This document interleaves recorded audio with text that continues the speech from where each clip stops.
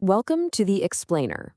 Today, we're digging into The Courage to be Disliked, a book that became a massive hit in Japan and for good reason. It asks a pretty wild question.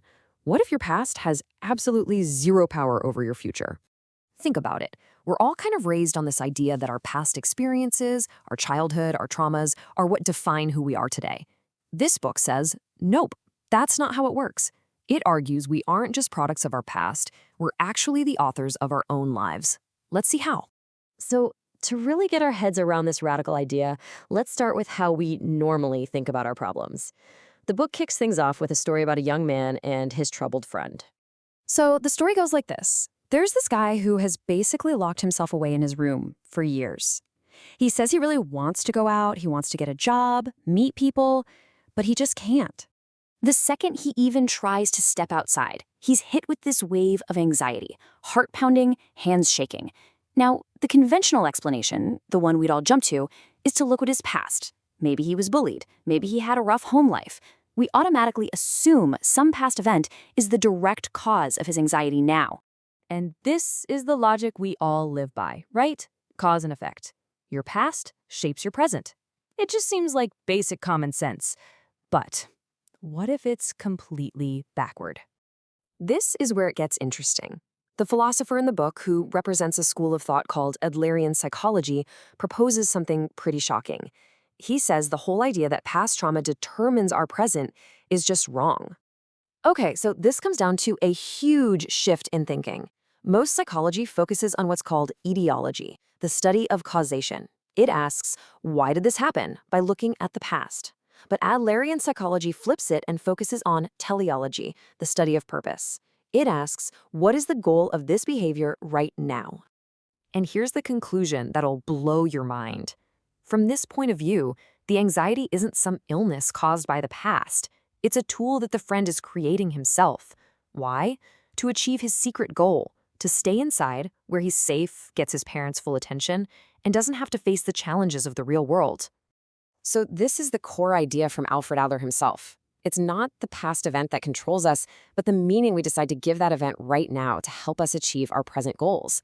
This is his argument against what he calls the myth of trauma. I know, that's a really tough concept to just swallow.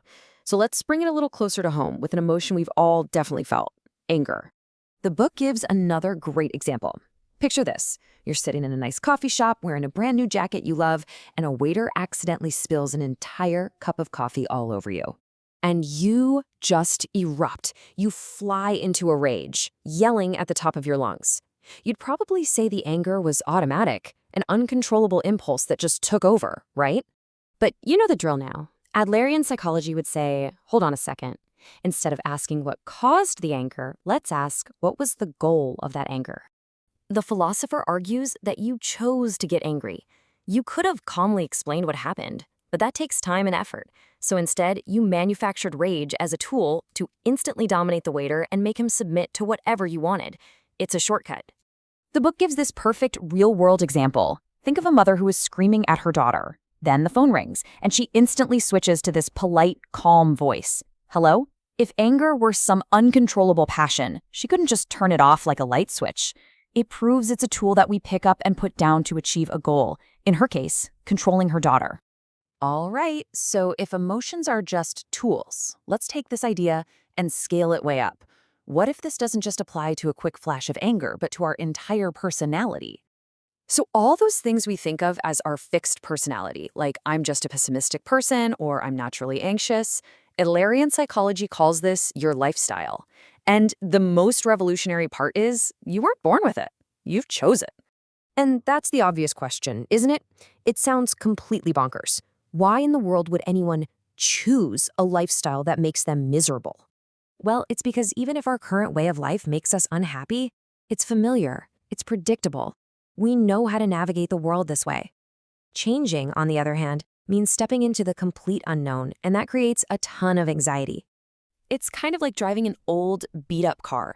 Yeah, it might be uncomfortable and unreliable, but you know all its quirks. Changing your lifestyle is like being handed the keys to a brand new car you've never even seen before. You have no idea how it handles. So we often choose to stay unhappy because that familiar discomfort actually feels safer than the scary anxiety of the unknown. So, if our personality is a choice, and our unhappiness really just comes from a lack of courage to change, what's the solution? How do you get out of it? The book argues pretty bluntly that your unhappiness has nothing to do with your past, nothing to do with your circumstances, and nothing to do with your abilities. The reason you're unhappy is actually much, much simpler. It all comes down to one thing.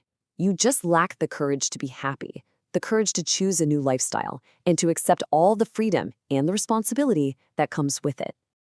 And that's the key takeaway, really. We have to stop using our past and our personality as excuses. Adlerian psychology is, at its heart, a psychology of courage. It's about finding the courage to let go of the lifestyle you have right now and just choose a new one. Ultimately, the book's message is incredibly liberating.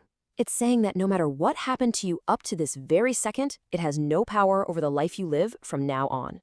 The past doesn't exist. Your life is being decided right here in this moment. The only real question left is, what are you going to choose?